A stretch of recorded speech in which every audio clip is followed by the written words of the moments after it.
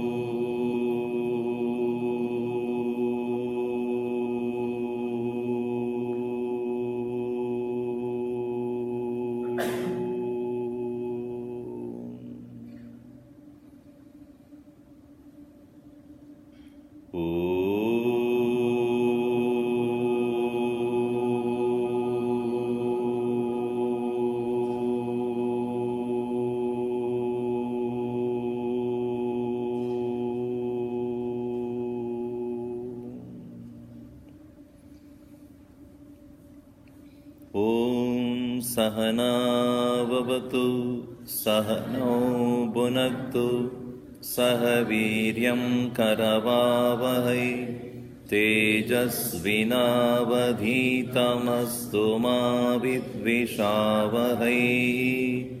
Om Shanti Shanti Shanti. Samasta Jana Kalyane Niratam Karunamayam Namami Chinmayam Devam Sadgurum Brahma Vidvaram.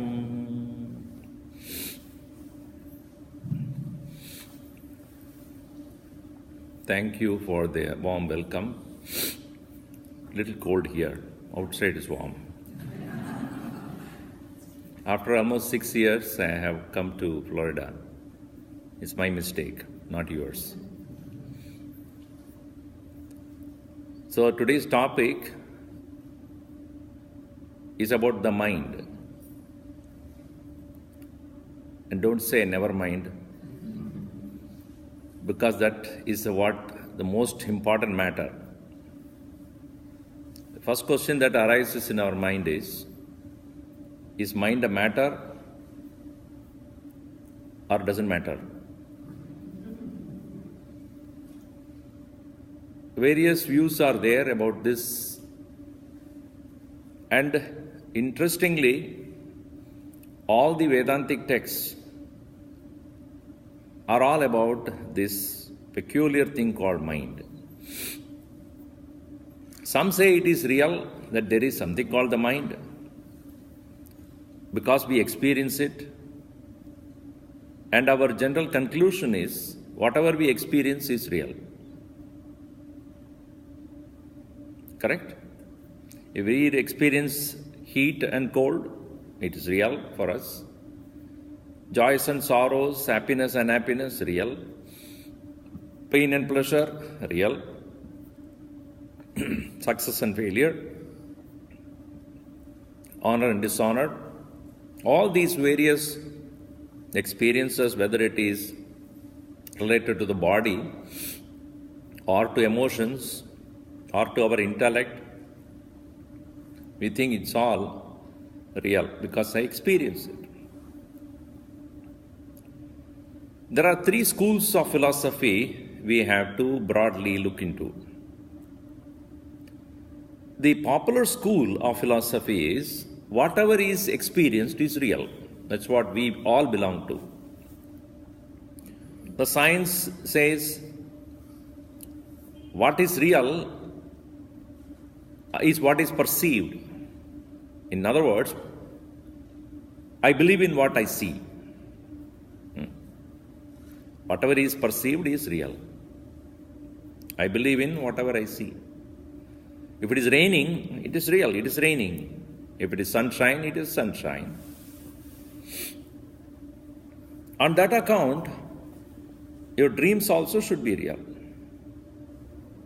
Are they? Anyway, so if science believes in reality of things based upon perception, then it is not science at all. Because science always inquires into a reality of things. If I see a blue sky, I see a blue sky, all right.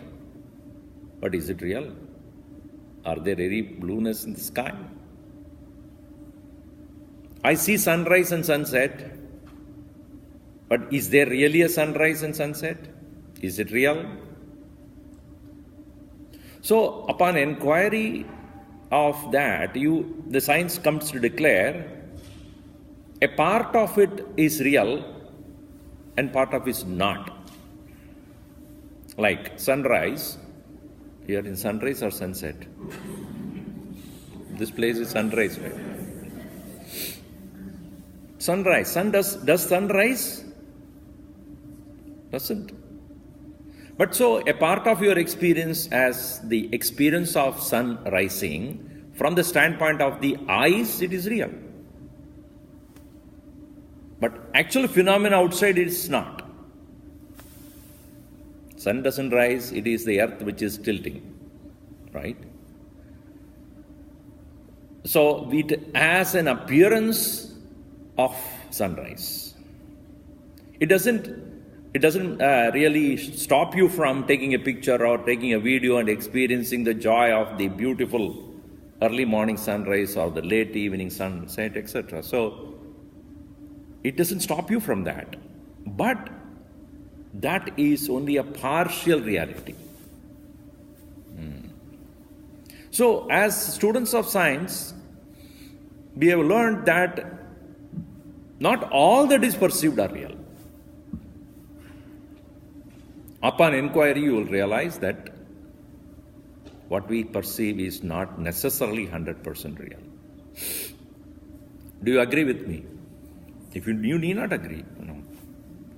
Do you agree? Yes, okay, thanks. The second school of philosophy is that which negates the entire experience as unreal. Buddhism, for example. All that is perceived are mind-made realities. Actually, there is nothing there. You think it is there. Therefore, the entire experience of everything is considered as null and void. Completely absent. It is mere creation of the mind. This school of philosophy is also famous, and it also has logic of its own. The third school of philosophy is that which says, so long as you see it is real.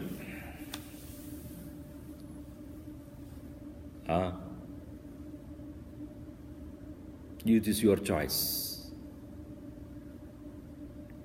It is your choice to give reality and your choice to not give reality. This is what is Vedanta philosophy. The choice is with you, and we always want choices.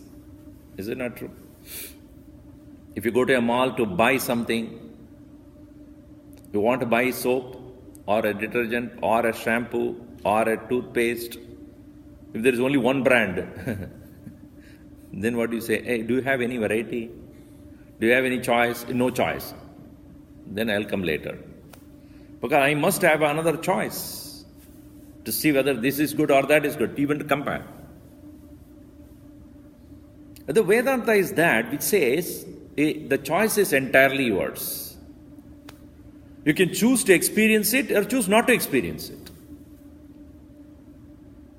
Would you like that kind of a possibility or not? As much as you came here to listen, you need not have come. Nobody is going to force you. Did you come out of choice or not? I hope so. Don't say that somebody dragged me into this room. Then you will be very unhappy.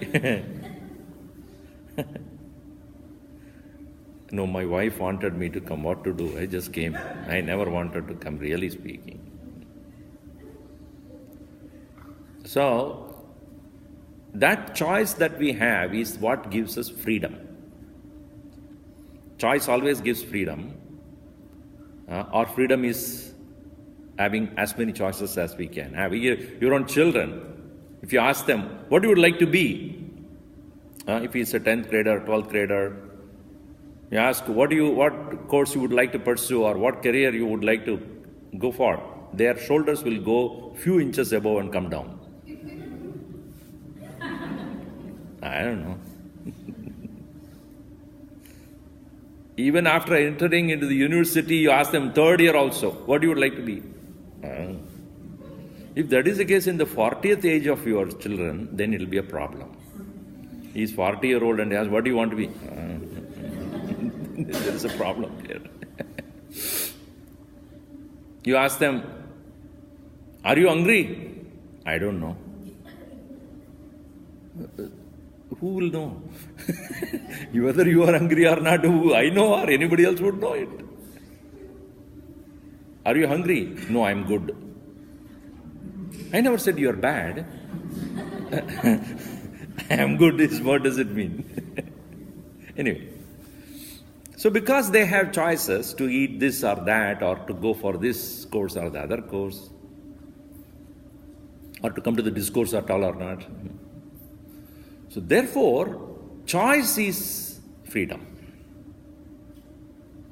And Vedanta by nature gives choice. As even Gita would say, Bhagavan Krishna would say in Gita, I have told you enough, whether you want to fight or not, it's up to you. Is it not at the end he gave a choice? He didn't put down saying that you better do it, otherwise die. No. I have told what you need to know. Now I give you a choice to fight or not to fight. So the Vedantic scriptures are those which give entire freedom to the individual, the student or listener, to make his or her own choice. And nobody forces you to do anything.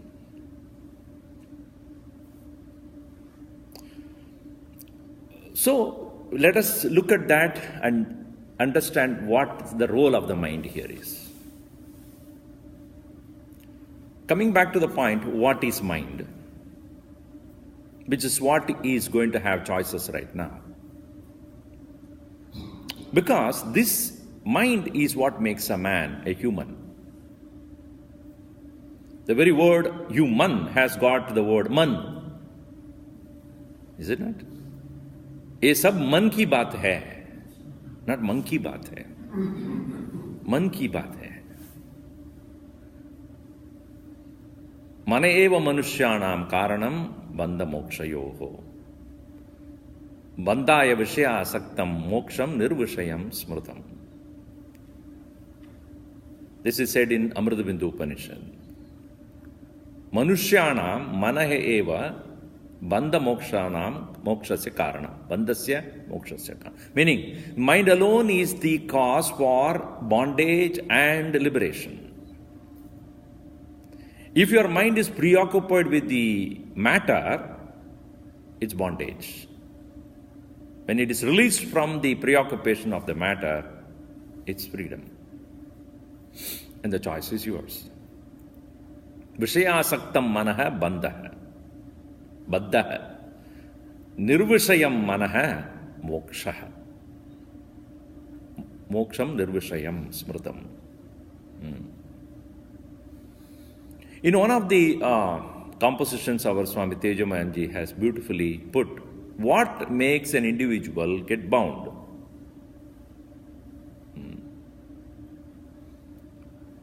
Dehatma bhavaha vishayeshu ragaha kartrutva bhavasya tateva karmasu satyatva buddhihi jagadiha yasya sayeva baddhaha purushasya dukhi. First and foremost thing is, the mind is capable of identifying with anything and everything. Like when you are, I'll give simple example. Your son has been studying in university here somewhere, or daughter, and the child has been taken 6 months, what do you call? University some other place. Let us say Japan. So she has gone to Japan for pursuing her sixth semester. Now, the day she lands there in Japan, that day onwards, you will be very interested to learn about what is happening in Japan. Until then, you don't care even where is there in that list. Is there a country called Japan? I think it is there somewhere. But the moment the child has landed there, then onwards, every day, Japanese news. You won't understand a thing. Why? Why that becomes important to you? Huh? Why? It is not Japan you are interested. You are interested in your child who is studying in Japan. So where your asakti is, where your attachment is, that is where your interest will be. After 6 months, she has gone to Spain. Finished. Japan over. No, Spain news. Not pain news, Spain news. In Spanish only they talk, but you learn Spanish to learn to understand what is going on there. So mind is capable of taking interest in things in which it is finding its joy or attachment, identification. And the mind's nature is to get attached. Asakti is the nature of the mind. Attachment is the nature of the mind. So what you are attached to when you are 2-year-old or 3-year-old, that is not the case, that's not the thing you are attached to when you are 10 or 15 years old. Balaha tavat kridasaktaha, Shankaracharya writes.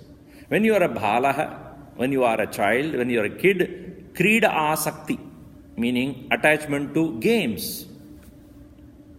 If you are 72 also and you do the same thing, then you are bala only then still. Balaha means a child which has no other responsibility, will be sitting there to look at Super Bowl. But if you also do the same thing, okay, kya kare? Balaha tavat, so long as you are a child, krida asakta. Tarunaha, if you are a young man or young girl, tarunaha tavat, then if you are a young man, what are you? What is your attachment? Taruni, girlfriend. Bhagavan Shankaracharya, and not him, I'm saying that. In 8th century itself, we observed this. So long as you are a boy, young man, young adult, you are behind cocktails and ponytails. That is very clear. That is what is your engagement is. So when you are a child, you are interested in games. When you are a young man, you are interested in different kind of a game.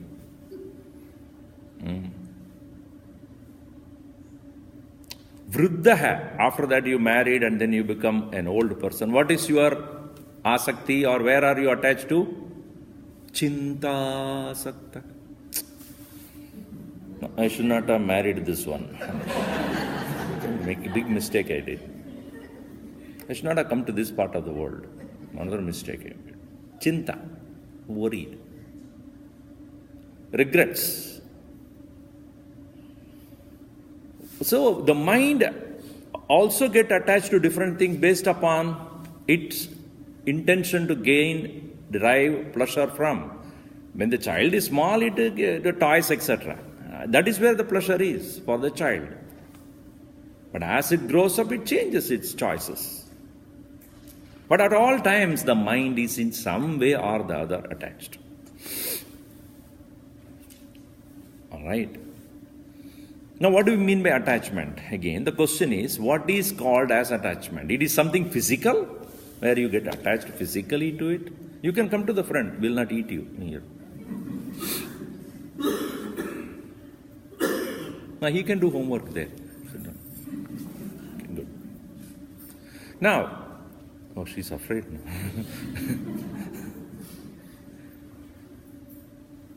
What is attachment? What is asakti? Sanskrit word sanj, because of the word has to be opened up, then only you will understand. Sanj is the word called sangha. The sangha. Association. Asakti means an extreme association with something. A stray thought or stray experience does not allow you to associate too much. If I see a person or I see a thing once in a while, I am not attached to that or a person or a thing. Just like you do the window shopping.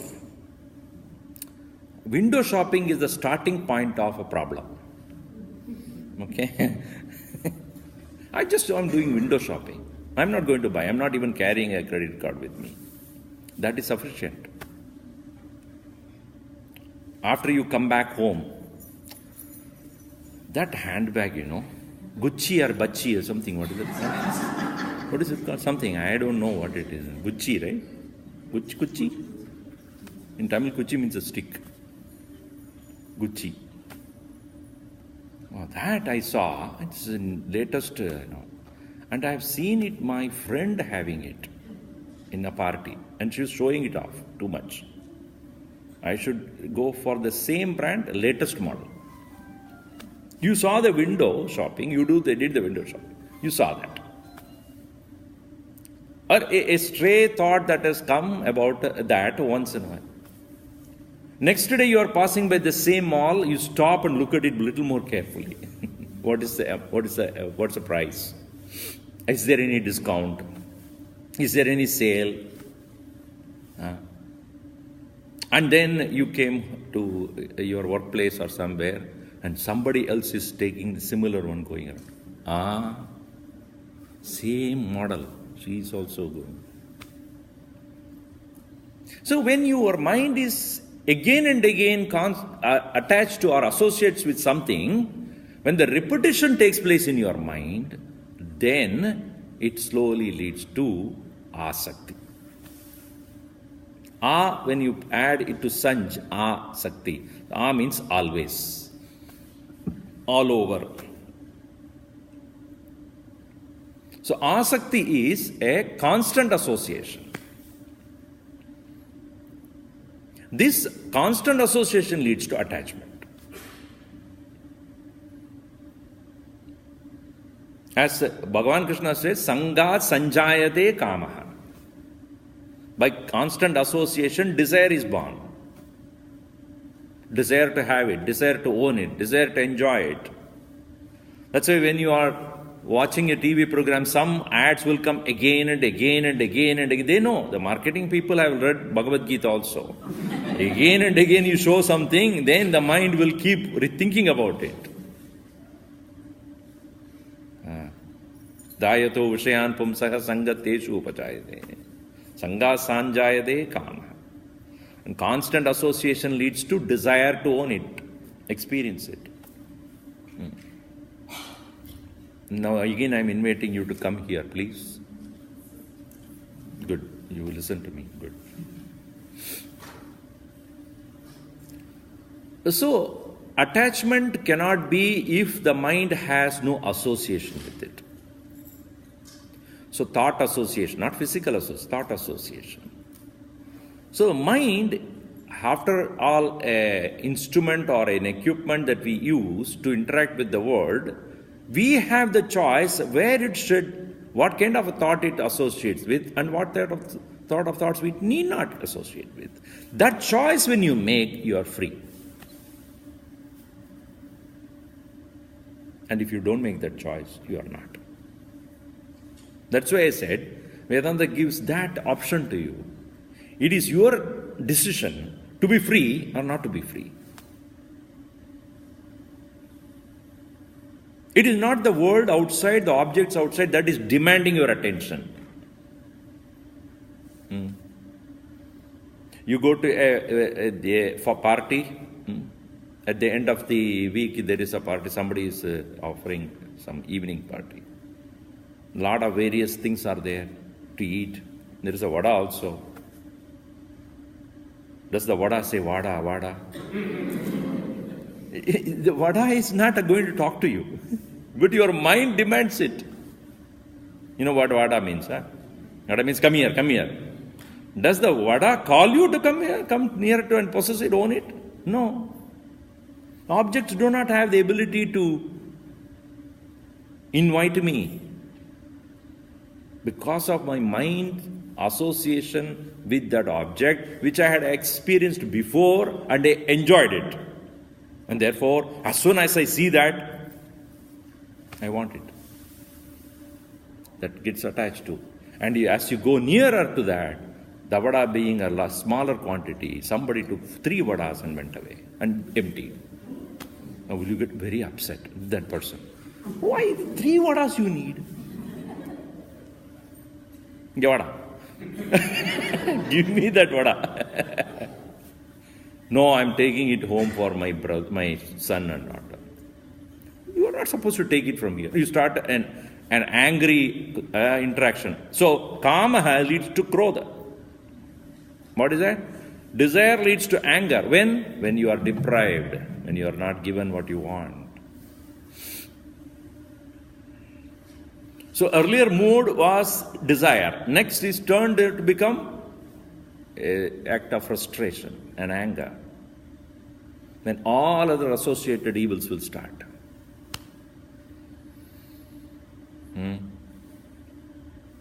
So the mind, coming back to the point, mind is by nature gets associated with an object or a thing, and a continuous association is called attachment. When attachment is there, then there is a desire to experience it. And when the desire to experience is deprived, leads to frustration, anger, jealousy, all sort of things. And then you are caught in that web of thoughts. And you cannot think anything else. Next time you see that person, now you should go before him. Because that fellow has a tendency to take it, 3, 4 of them.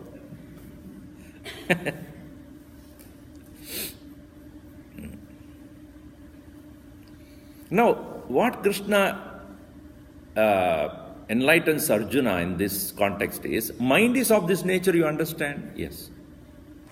The mind cannot be at once transformed into becoming a mind free of all this. Not easy. In fact, Arjuna asked this question, my mind is so uncontrollable. Chanchalam hi mana Krishna. My mind is so fickle. Pramadi balavat dridam. It always fails. And it is very strong. Tasya aham nigraham manye vayohi iva sudushkaram. Controlling that is as difficult as controlling air. The movement of the air is not easy for us to control. It has its own movements. A smaller little breeze is okay, but when it starts to become, you are in a storm, in a word, you know, I don't need to tell you what damage it can create. Is it easy to control it? Once it is there, you better go into the safer places. You cannot stop that.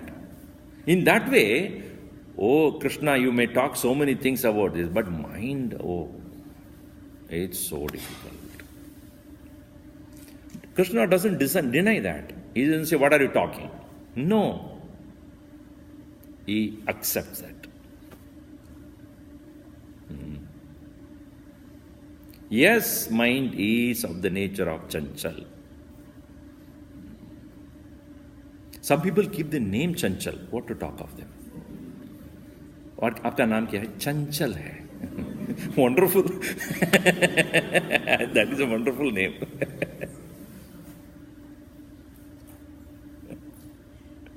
Asamshayam mahabaho mano durnigraham chalam. Yes. Understand, Arjun, of mighty shouldered Arjun. Manaha, that mind is durnigraham, difficult to control. Chanchal hai. Fickle, oscillating. But you can control. Abhyasena tu kaunteya. Vairagyena cha grihyate. It is controlled through abhyas, practice, and vairagya, the ability to let go. Vairagya is not you running away, you let it go. You running away is freer. You letting go is strength. Isn't it? When you run away from an object or a thing, then that is stronger than you. A bottle of liquor, I call it as liquid spirituality, in front of you, and you run away from it, is when you run away, that becomes strong.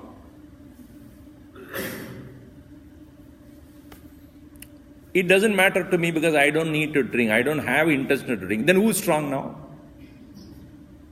Let it be there. Somebody takes away, take it away. I don't need it. So, Vairagya is not where you run away. Vairagya is where you let it go. Let it be there, let it not be there. So he says Vairagya and Abhyas. That's the only way to control this mind. So Arjuna obviously asks, you may say these two words, but what does it mean to me? I want to know how to practice this. So let us look at these two words. This Vairagya leads to meditation, Abhyasa leads to performance. That's what the topic is, mindful action and mindless meditation.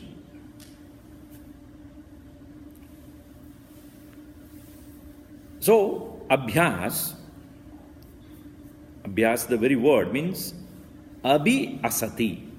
And again, coming back to the Sanskrit word. Abhyasa. You may probably know three words which in English you probably understand. Attachment, which I talked about. Habit and practice. Attachment happens only when or whenever there is a derivation or deriving pleasure out of something. And you cannot avoid that. Many times our attachments are there so long as we have an idea or the notion that object whom I am attached to is an object of pleasure. And I cannot get out of that. This attachment later on becomes a habit. Like if I say I have a habit of drinking coffee, it is not when I was one month old, I didn't start drinking coffee. My mother, from the day one, with her breast milk also, added coffee and gave it to me. So, huh? When did you pick up the habit of drinking coffee? Any one of you? When? Whenever you saw Starbucks? When actually it started? If you go back and look at it, it was one day or one occasion where either at your own home itself or your friend's place, somewhere you picked up. And it was once in a while you might have had that coffee. Don't know why go coffee. Let us look at liquid spirituality, for example. You didn't start drinking when you were 2-year-old or 3-year-old. When you are in the university or somewhere, when you had a party and your parents have told never touch that, but I'll become antisocial if I don't drink. That's Swamiji, it is a social drinking. That's an excuse they give. So your friend said, come on, have it. So you had it. The next week, you didn't go. You didn't have the intention to go and drink. After a month or so, the same friend came to me. Come on, you have not come for a whole month. You come on. You went there. The next time you looked forward to it. Then afterwards it has become every week affair. Then after some time, every day affair. After that, you can't live without it. It becomes an addiction. And you don't even think about it. So that kind of a practice that kind of a behavior, so to say, where you do not ask question or inquire upon, and which becomes a part and parcel of your life, daily life or whatever, that is a habit.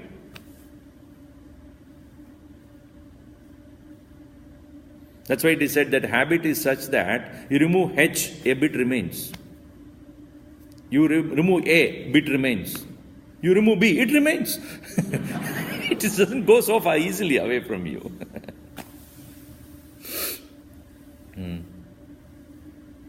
You know, there is a character called Mullah Nazruddin, a very funny character. Somebody went to him, he is supposed to be a so-called wise person. Somebody went to him and asked, I have a habit of smoking, how do I give up? Very easy, I gave up so many times. What does it mean, giving up so many times? That means every time I gave up, after some time I picked it up. That's why so many times. So habit is that which you cannot give up that easily. Because you still find a pleasure out of it. It may not be there for a short period of time, but again you go back to it. That's called a habit. So attachment or finding a pleasure about a thing, your mind gets associated with it consistently, it becomes an attachment. Once the attachment is there, habit immediately starts. Now, opposed to that, habit is called practice. That's why the word abhyas. Practice is also an engagement in a thing, but to improve upon it to a betterment. All spiritual things or anything that is associated with your personal progress, they are not habits, they are practices. Meaning, if you want to come out of a particular habit or an addiction, every time you do it, you must go one step further. Then only it is practice. That's why we see, I'm going for dance practice. What does it mean? You don't say, I'm going for dance habit. Practice means, a time I do, and next time when I do it, I do better than yesterday. I'm conscious of that. I did this much yesterday, I should do better than that today. And tomorrow, it should be better than today. That ability to move ahead from your one level of expertise or ability to the next one. That's why doctors practice medicine on us. You don't understand? Does it work? I don't know. Let me experiment.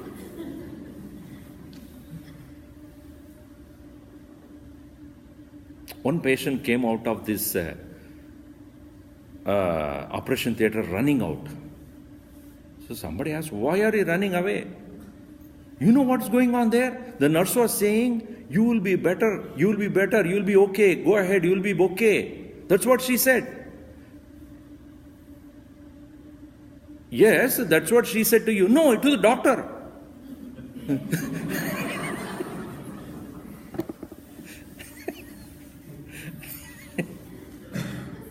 Because he's practicing surgery on me. So whenever they say practicing medicine, I really get scared about this. What are they practicing medicine on us? Give one and see what happens. If it doesn't work, okay, give you another. Lawyers also practicing on us. Practicing lawyer. So, what is practice then? It is improving upon. So Bhagavan does not use the word swabhava, habit. He uses the word abhyas. And in Gita, Krishna clearly says, to come out of an attachment, you must make your action as a practice, not as a habit. Every action of yours should become an abhyas. And then, as I said, if I want to practice something, I must know what I did before, and I should improve upon that when I do the same thing again today. Which means I had to be mindful. I have to pay attention. Right? If I keep doing the same thing over and over again, it doesn't give new results. If a new result has to come, I have to do it differently. I must experiment it differently. Many of the places where I go and stay, and I ask the man of the house, so your wife knew cooking even before our marriage? No. She practiced on me. So you be confident that I'm surviving. You should be okay.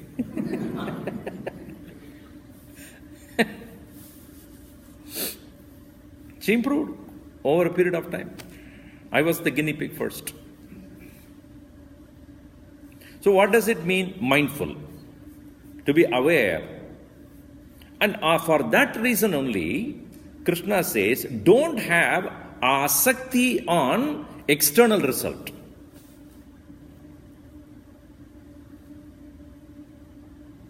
When you want to perfect something, the perfection does not mean it should give the desired result only. In this context, I have to bring in one important point, that the action that you do can have two different results. One, what you get outside, as an external result, which others also can perceive. An internal result, others cannot see it. Many people have this, complaint, I don't have job satisfaction. But you are a director, or you are a manager, or you are a project manager, and you are paid well. Paid well is all right, but I don't have job satisfaction. What does it mean? Salary is not enough? No. Salary is okay. The position, that the designation that is given to you, is that done? Okay. That is also fine. Then what is not you are satisfied? I don't feel that I am productive. Is it not? I don't feel I'm challenged. I don't see my abilities are used. What does it mean then? Even though I can do it, I can't do it in this environment. I need a change. Even if it is a less salary. Even if it is something which is not as much paying as it is right now. But I would like to find some other means or other ways of doing things. Which means that is not an external result. That is something which is in your mind, which you are not satisfied with. Let us take the example of Arjuna in this context.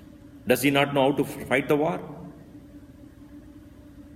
He is the best warrior of the times, best archer. He takes the bow, means everybody is threatened. He has the ability. And what stopped him? Dissatisfaction. I don't know why I'm fighting this war. Not sure. The outcome he knows, it will be destruction. You cannot avoid that. War means destruction. All right. But is it necessary?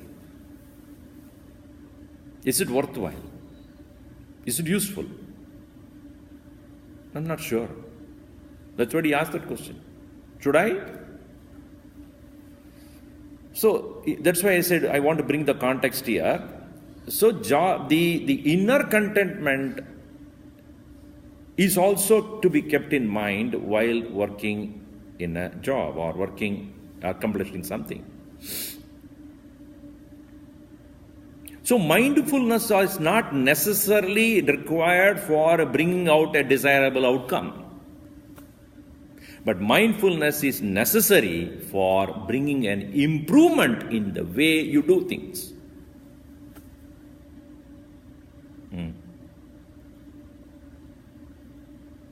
And if I'm not interested in improving the way I do things, not necessarily decided by the result that I get, I don't need to be mindful about it. In this context only, all the mechanized machineries, technology that brings about mechanization, Many of the things which we can do, we now allow the machines to do. But creativity comes only from the human mind. A machine cannot be creative. It can be pre-designed to do exactly the same thing over and over again. For that, those things which are repetitive actions, repetitive tasks, we give it to the machines to do. But creative, what is the creativity which you are looking at? Improve. Better than before. Differently. Right? So Krishna says to Arjuna, in the war, you don't only look at the external result of who is going to win the war.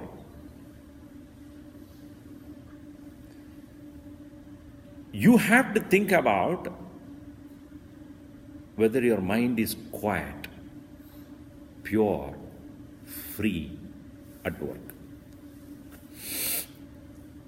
The freedom, the moksha, if you want to term it as a moksha, a technical term, moksha or freedom or enlightenment, is possible only when your mind is at peace, focused, even in the midst of intensive activity.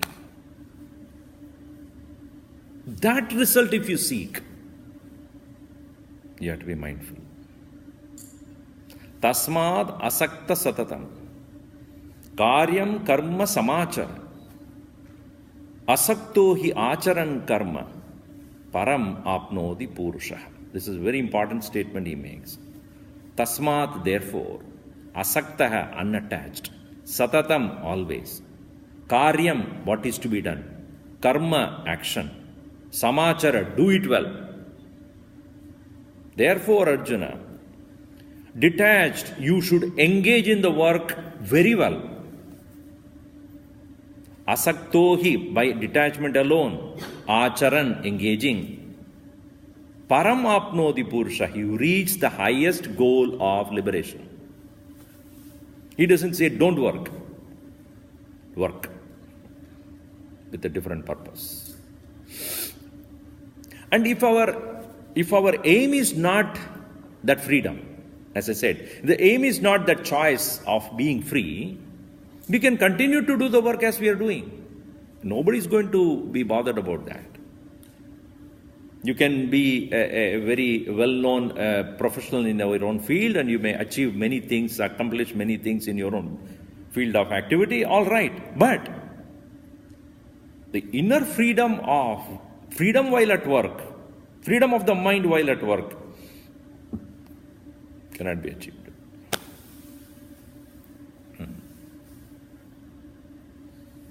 So abhyasa is necessary, practice is necessary to improve upon how free I am while in the midst of intense activity. All our stress and strain of life is because we don't make this choice. And many people say, I'm stressed out, Swamiji, work is very stressful. What choices you are making? One place, there was a stress management seminar was going on. And I was invited to talk on that. So the person who has organized that event was very stressed out. I really, he was putting the mic here, putting the chair there, and then drawing the curtain, this and that, and then, all right. He was the person to introduce me also. He came to the mic and said, today we have Swami Ishwarananda here, and he's going to speak to us about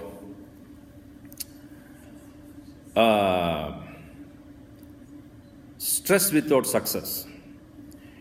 And he's going to enlighten us on that topic. Yes. I stopped him. What did you say? Stress without success. The original topic is success without stress. He got so stressed out, he was even confused about the topic itself. In one place, such a seminar was going on, and there was a small booth, small enclosure. They said, are you stressed? Get in. So there's a long queue. Because everybody is stressed out and they went inside. But there is nobody coming out. That's a very interesting thing. So where did people go? Anyway, everybody is curious. They went. So one person went inside. Are you stressed? Yes. And I went. Go to this room. So I went to that room. So a little dark it was. And there was a wall. And there was a big dot. Red dot was there. And the hand of, picture of a hand, right palm and left palm. Place your palms on the picture. So right palm on the right, left palm. Raise your head and hit. So he hit himself on the wall. Now you have pain on your head, stress is relieved. Now think about the pain and go this way. And the road went outside. And that's why nobody came out. Because the door only opens this side it gets locked. So you cannot go back. So everybody is waiting outside. Something great. So people who go never come out. That means something is happening there. It is not from one situation to another situation by changing the job or changing a place or changing that is not going to release you from stress. All these addictions are because of that very reason only. People get to this addiction because they do not know how to handle it. We must change the focus. The goal has to be changed.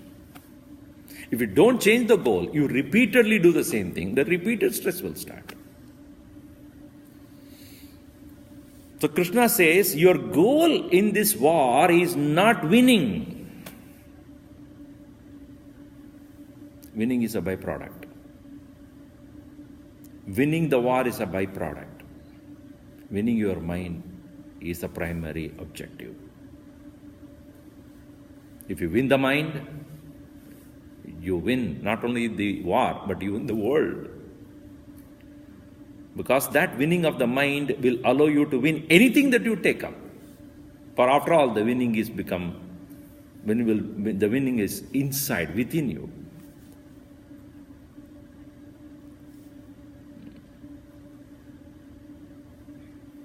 It says the vairi, the enemy in you, or to fight with is kamayesha krodesha rajoguna samudbhavaha mahashano mahapapma viddhi enam iha vairinam. Understand, this is the enemy. Who? Kama, desire turning into anger. Kamayesha krodesha rajoguna samudbhavaha, born out of the extrovertedness. Mahashanaha, it devours you, completely consumes you. Mahapapma, it's a great criminal sitting inside. Viddhi, come to know Arjun. Enam, this one. Iha, here. Vairinam, as the enemy. So what is the point if a person has won all the various external things, but yet completely stressed out, can't even enjoy a moment of his life?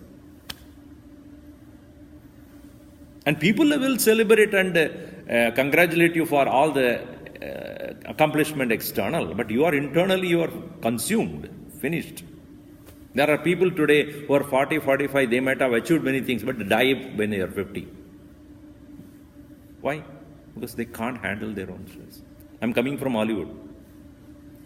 There are people who are stars and these sports players, etc. They have enough money to enjoy. Take drug and die. Why? What did the money finally give them? As Gurudev would say, if money cannot give you happiness, give it back. What is the point? Can with the money you can overcome stress? Is it possible? You can go for massage or go for drinking, but that is a temporary, release from that. But again it comes back. Thus, mindfulness at work cannot be accomplished, really speaking, if your goal is not internal. I must come out of my unintelligent association with the joy that I derive out of an external achievement, accomplishment. Instead, I must look for the permanent joy that I achieve by calming the mind and focusing in what I do for an inner perfection. Arjun, that should be your goal.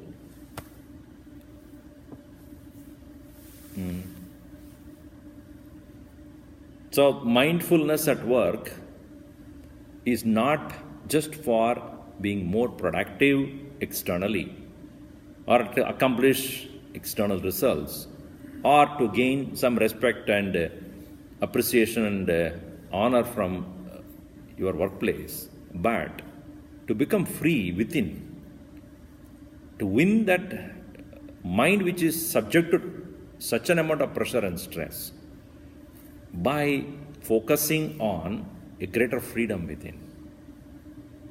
And thereafter, such an individual, wherever he or she works, he will be an inspiration for all others.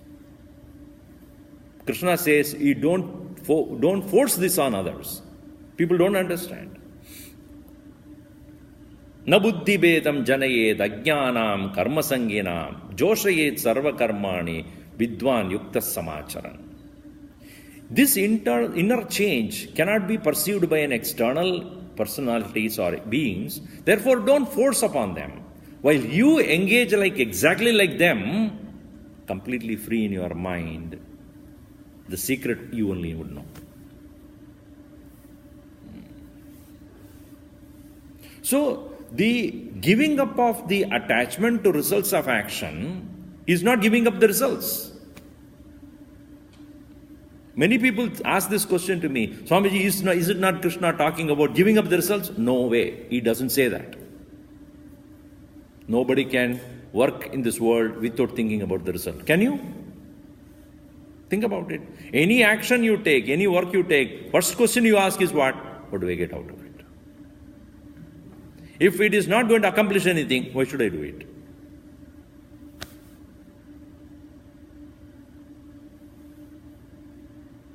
One master said to the set of his followers, "Sabko seva karo, do serve others." One fellow got up. What are others doing then?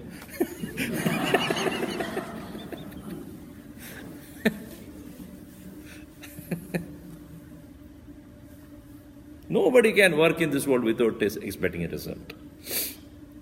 How much you are deriving pleasure out of the result, that you decide. If I want to think about anything to do, first thing I ask is, why am I doing this?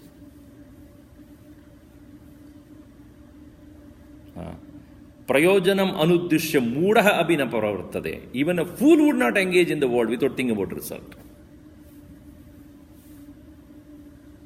Result, we must think. But how much you are attached to that result for your happiness is what is to be questioned. I am also talking to you all, thinking that you are listening. Many of you are not, I know that. So at the end of the talk, if I ask one of you, so what did I say? Oh, you don't remember?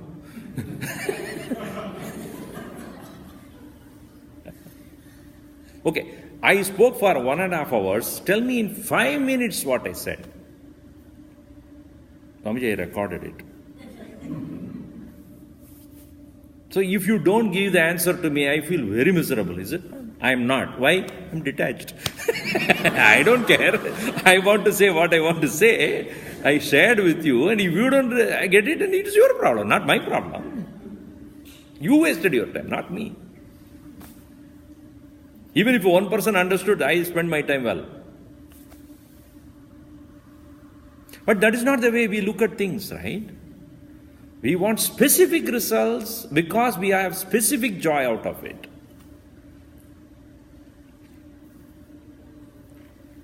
So it cannot happen in all occasions. It is not easy to accomplish this kind of a mindset at all times, but practice. That's why you say, Abhyas karo. Do the abhyas. What? I do my best.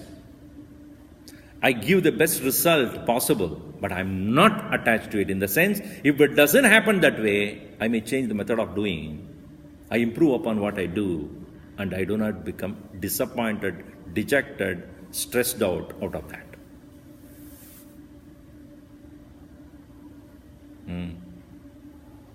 So this ability to do your best with full focus upon what needs to be accomplished, with the mind not attached to the enjoyment or the pleasure derived out of the result, yet giving the best, is Karma Yoga.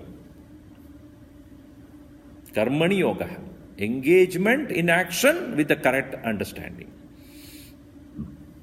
But then Krishna would say, that is one side of the coin only. As he said, Abhyasa and Vairagya. Two things he said. I talked about Abhyasa. Now comes the next part. This can be well accomplished only when you parallelly practice how to let go. That is meditation. When I say parallel, it doesn't mean at the same time. In a day, you must allot at least few minutes of your daily life for detachment. And if that is not there, you are not having the strength of the mind to accomplish the other. Mindfulness will not happen unless you have mindlessness. When I say mindlessness, I don't mean give up the mind. You cannot.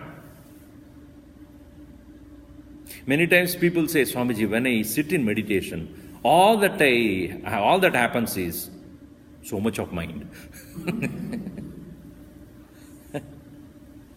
Some people have a notepad next to them. After meditation, I must drink coffee. After meditation, I should call this person. After meditation, I have to prepare for lunch. After meditation, I have to get... All meditation is about after meditation, what I should do. That is not meditation.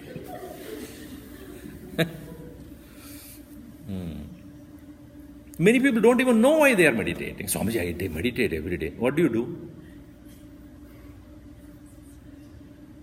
When we teach them meditation is not to do anything, they come to me and say, Swamiji, in meditation you said not to do anything. Yes? Yes. How not to do? Tell me what to do, not to do.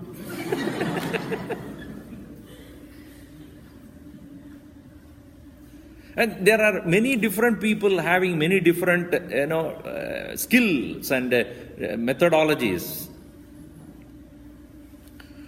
But our Guruji himself gave a definition of what is meditation in a beautiful way. Dhyanam nama swarupasya sahajam bhanam uchyate naitat karma vishesham va what is it called? Naitat karma vishesham va sagunopasanam japaha. Very clear. It is not upasana. It is not worship of any god. It is not japa, repetition of name of God. Not any karma, not any action. Na etat karma vishesham va sagunopasanam japa. Na sagunopasan, meaning murti puja. Japa, repetition of name of the Lord. No. Not any karma. Meditation. That is not meditation. Though I am not denying the fact that will help you in meditation. No doubt about that. But that is not meditation. You do the japa. That helps you in meditation. Go into that state. It is like when you want to sleep, you need a pillow and then you need a cozy bed and then you put on the AC or draw the curtains and then make the room dark. These are all sahakarika sadhanani, meaning helpful means to quieten yourself and sleep. Put the bright light and the TV at the full highest volume and doom, doom, doom, doom. How will you sleep? Your teenagers can do that. Very clear. They will, anything you do, they can sleep. Because they are sleep deprived anyway. But these are all not sleep. Sleep means they are making the place, making the atmosphere conducive for sleep. But sleep doesn't need any one of those. Some people come to me and say, Swamiji, I am completely sleep deprived. what should I do? I said, I'll give you my audio tapes. Listen. You go to sleep right away there. That's why in the hotels, etc., they keep big Bible or Gita, etc. Why do you think? Open it. Ooh, immediately. So boring. Or if that is not available, take it and put under the pillow. Then say, hey, raise the pillow and then you sleep.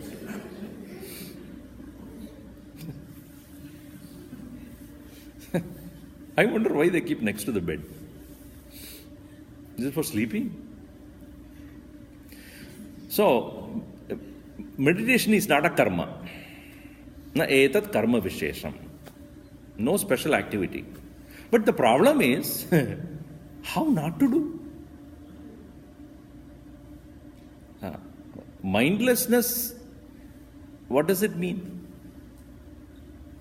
So, we say mindlessness equal to thoughtlessness. We must come to that kind of understanding. Because after all, mind equal to thoughts. If thoughts are not there, mind is not there. So, thoughtlessness or equal to mindlessness is a process, a practice again. And that practice is letting go of thoughts.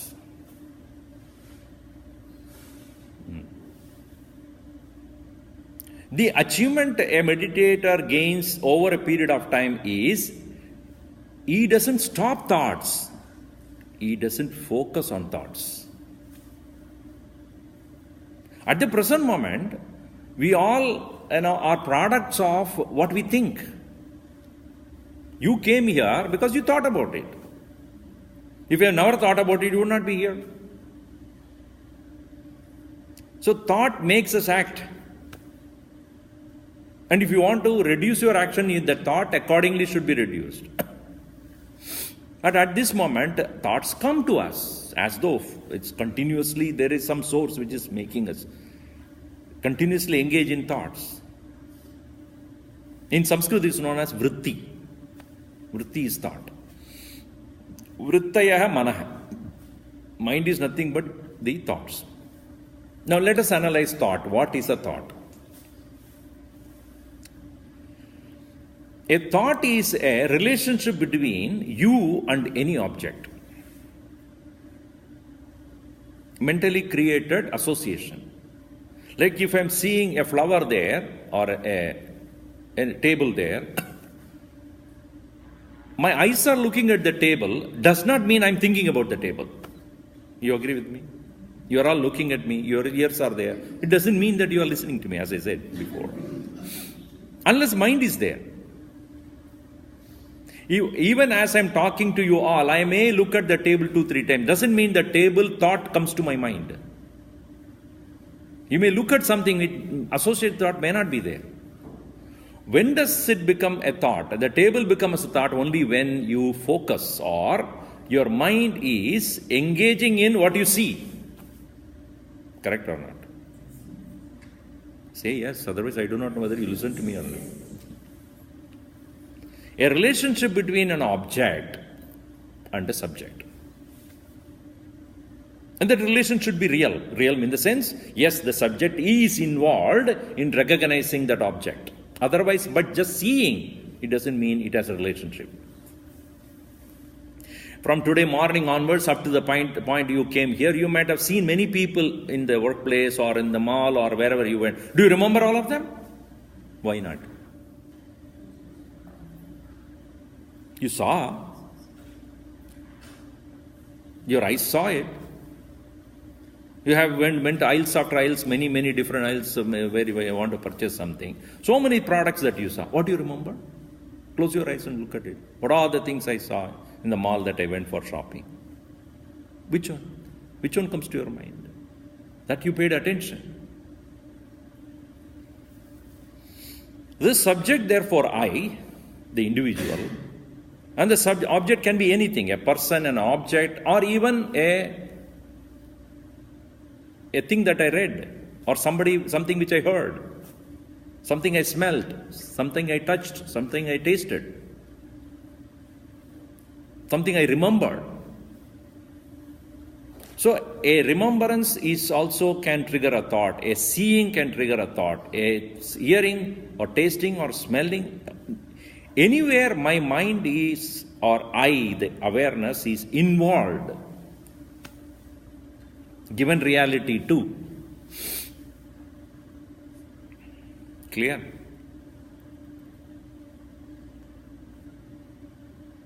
The subject-object relationship is a vritti. A thought is a relationship between the individual I and an object outside. So let us see typically what happens in the state of sleep. When you go to the state of deep sleep, you are there, but you are rejecting the objects. A thought comes that tomorrow I need to do something. Something I need to accomplish tomorrow. I have to call someone, etc. What you at that point, what do you say? Kal karta hu, aaj nahi. Such people are called people of Calcutta. Calcutta, meaning tomorrow I'll do. What is that? Ho jayega tomorrow. So when you want to really sleep, you have to let go. At that time when you say, oh, I have to do it, you get up and start doing, then you are not going to sleep. Meaning, that which it is not important, that which you need to do tomorrow, it's not important, but at this moment it is not important to me. Because my important task right now I have in hand is sleep. Correct? So you have the ability to let go. That's what I'm trying to emphasize this point. It's not that you don't have it, but you do not use it consciously. When your body is tired, you are physically tired, at that point, unconsciously, you are able to let go.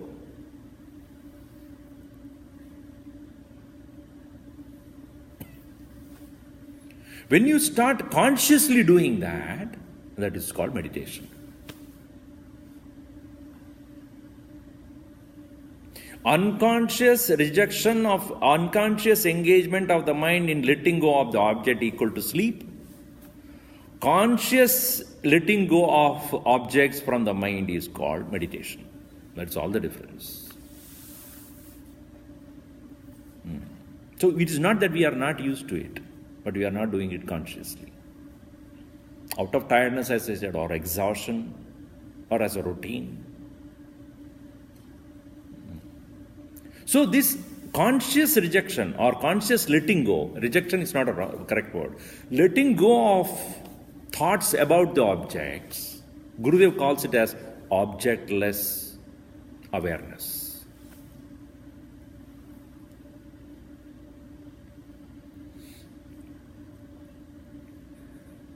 When I am not talking, what are you listening?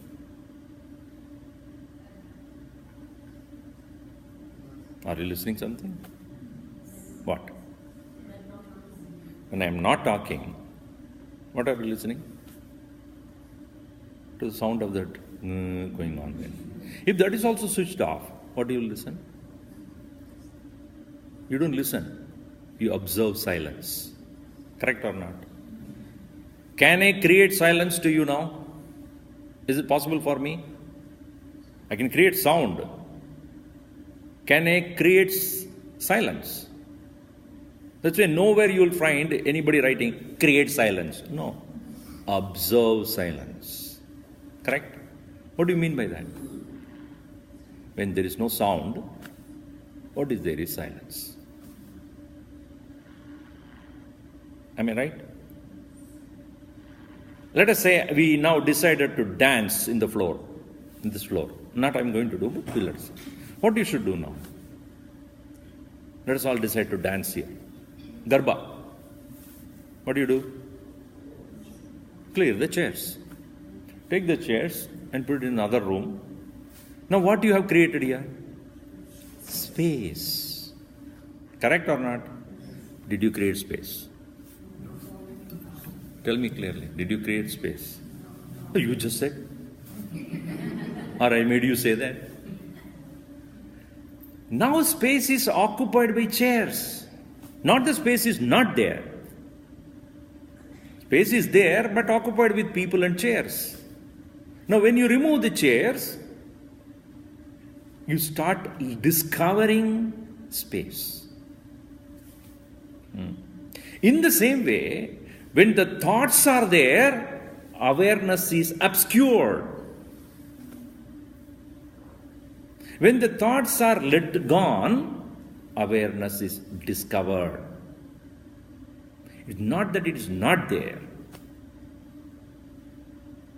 When Gurudev says objectless awareness is meditation, what it means is when the thoughts are gone, you start recognizing what is there. This discovery of awareness in the extinction or removal or absence of thought is what you are really. Presently, at any given point of time, our mind is occupied, what you call it as a mind, is mere occupation of the awareness with thoughts. So, the letting go of thoughts is a process by which you rediscover your awareness. It is not that you are bringing in awareness, you are rediscovering awareness, such as in the same way as you stop talking, you discover silence. You clean up the chair, remove the chairs, you discover the space. You remove the thoughts, you discover awareness. So mindlessness is a process of letting go of thoughts and discovery of awareness. And it is not like sleeping. In sleep, we let go of the thoughts unconsciously and not engaging in finding the awareness. Therefore, you sleep without any awareness. You understand? So when you wake up, what was the state of mind or what did you experience in sleep? Nothing. I slept well. What did you discover? Nothing. Why? Because you are not attempting anywhere there. Nothing is attempted there. The awareness is not attempted on to. Whereas in a person who has consciously engaged in the same process with an intention to discover the awareness, is in a state of meditation. And for which your body should not be tired. Your mind should not be tired. It should not be exhausted. If mind or the body, any one of them are exhausted, in the same process of removing the thoughts, you will get a snore.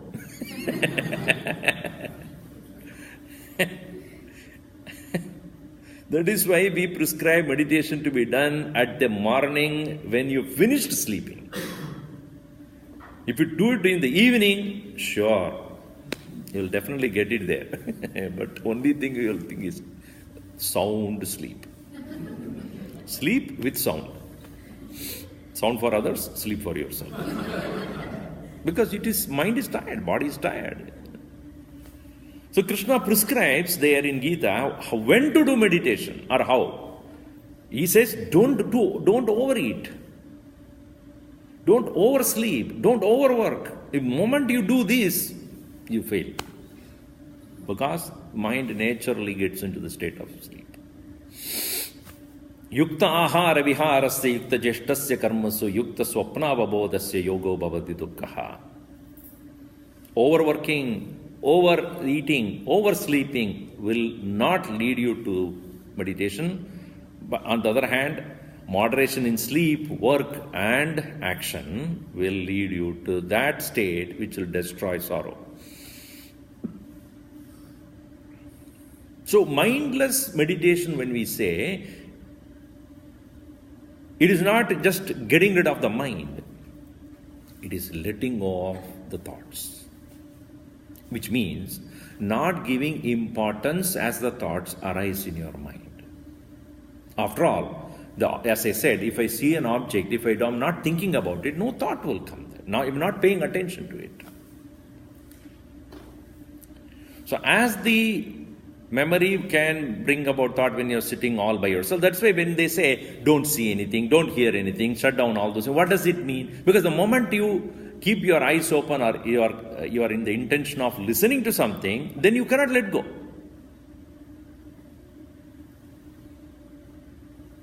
When you say shut out the world, does not mean go into solitude. Make your mind strong enough to not engage. So as the thoughts arise, Krishna gives us a suggestion: shift your attention from the object to the subject. I am awareness, not thought. Yato yato nischarati manascanchalam astiram tatastato niyamya etat atmanyeva vasham nayet. Whenever the mind is trying to go into the world of objects, there and then you bring back the attention to yourself. The moment you even give little importance to the object, starts the process. Keep associated thoughts will start. Then it is difficult to bring it down. It will run. It will jump like a monkey. Shri Ram, Jai Ram, Jai Jai Ram, Shri Ram, Jai Ram. That Jai Ram fellow I gave $200 last week.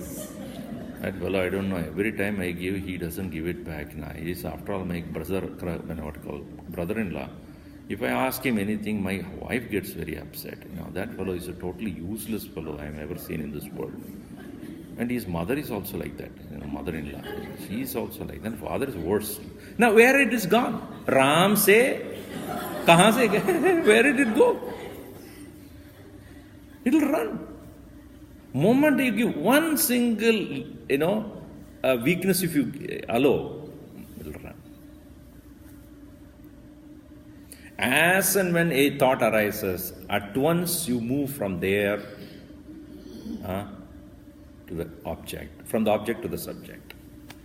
A thought arises, right away you say, I am not that thought, I am awareness. I am seeing the thought, but I am not engaging in it. Shift your attention again and again. So that mindlessness means in not engaging in the thoughts, letting go of them while shifting the attention to the self, yourself. That is assertion of the self, negation of the not the self. Anvaya Vyatireka it's called. Vyatireka means to get rid of, Anvaya means to assert. So when this is practiced, as I said, that as a Vairagya. Vairagya means where? Raga Rahita. Not associating with the objects.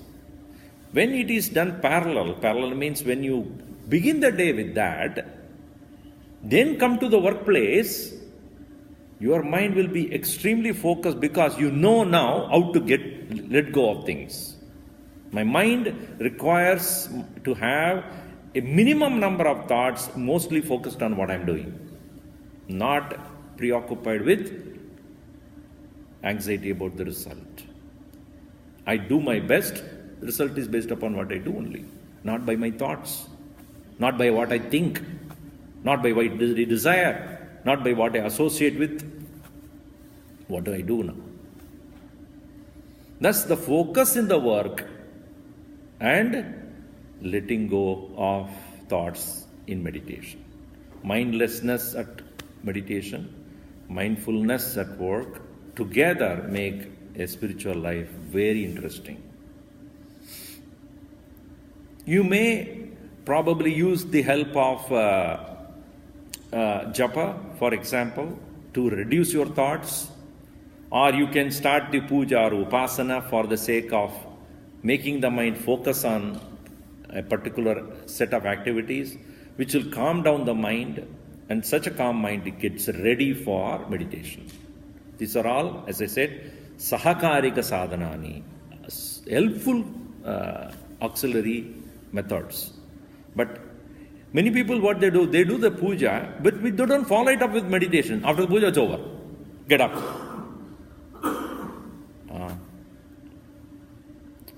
भगवान को खुश हो गया मेरा पूजा। अब भगवान को खुश करने के लिए कोई पूजा नहीं करना चाहिए। आई डू एवरीडे पूजा स्वामी जी, भगवान इज हैप्पी। भगवान खुश है भाई। Why does he need your puja? I daily worship sun so that sun will be happy. Do you think? Do you want to make the sun happy by your prostrations to him? Let's focus on our personal growth and don't do it for somebody's pleasure. One person came to me and asked, Swamiji, my mind is so restless, what do I do? I said, do one, what you call 108 names, you take the Japamala and 108 names, Bhagavan Naam, you think about Lord's name and do Japa. After some 1 week or 2 weeks, he came and said, Swamiji, I do 3 malas a day, are you happy? Why are you doing it for my happiness? For not my happiness. Your quietude of your mind, you have to worry about. You're going to a temple for whose happiness? Bhagavan ke liye. That's a foolishness. So the associated activities that you do is for personal conquering of your thoughts, quietening of your mind. Once that is slowly accomplished, you will use the same mind for engaging very carefully, focusedly in action, and you will enjoy thereafter to quieten the mind as well in meditation. So, abhyasa and vairagya, abhyasa, vairagya. That's why Krishna says when you do this, your mind is conquered. You can accomplish that.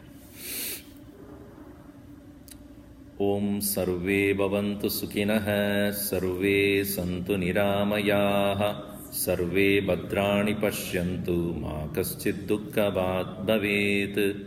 Om shanti shanti shanti. Harihi Om. Shri Gurubhyo Namaha. Harihi Om. Anybody has questions?